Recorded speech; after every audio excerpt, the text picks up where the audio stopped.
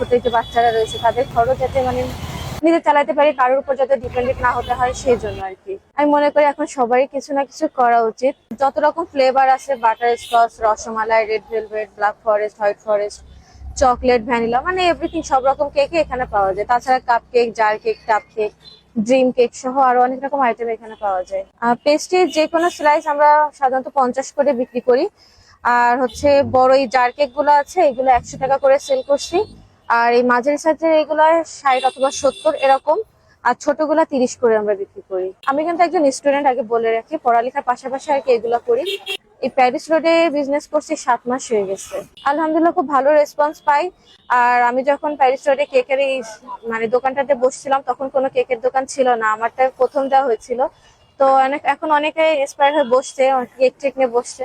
তো আমার মানে যদি ভালো রেসপন্স না পেতাম, ভালো কোনো উদ্যোগ মানে না হতো, তাহলে হয়তো অনেক ওনারা বসতো না। তারা বসে সাহস পেয়েছে, তার মানে অবশ্যই মানে ভালো এখানে রেসপন্স পাওয়া যায়। কেন আসবে মনে করেন, আমার এখানে কিন্তু আরেকজনরা বসে, ওনারা 40 টাকা করে কেক সেল করে, তারপরে কিন্তু আমার এখানে 50 টাকা করে খেয়ে যায়। কারণ আমার কেকের কোয়ালিটি, তারপরে আমি সেরকম ভাবে পরিষ্কার পরিচ্ছন্ন পরিবেশে খুব সুন্দর করে যত্ন সহকারে বানাই।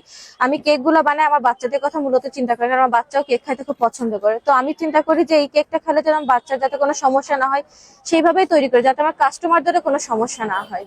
আসলে আমি যখন এখানে বিজনেস করতে বসে তখন প্রথম প্রথম আমিও খুব লজ্জা পাইতাম যে আমি মেয়ে রাস্তার করে দাঁড়িয়ে এরকম বিক্রি মানে কেক বেচবো, কেমন একটা দেখা যায়। ফ্যামিলি থেকে আরো অনেক অনেক রকম কথা বলতো। তো আস্তে আস্তে না সাহস হয়ে গেছে যে না, লজ্জা পেয়ে কি হবে।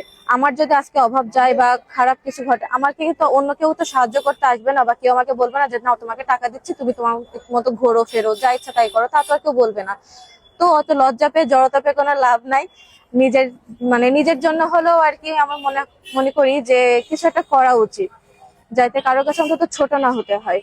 আচ্ছা, এটা হচ্ছে প্যারিস রোডে ফুড ক্রাশের অপোজিটে এখানে বসে। পাশাপাশি ফুড ক্রাশ অথবা জলখাবার রয়েছে, কিন্তু আমি একদম ফুড ক্রাশের অপোজিটে বসে। বিকাল 5টা থেকে আমাকে পাবেন রাত 8:30 9টা পর্যন্ত।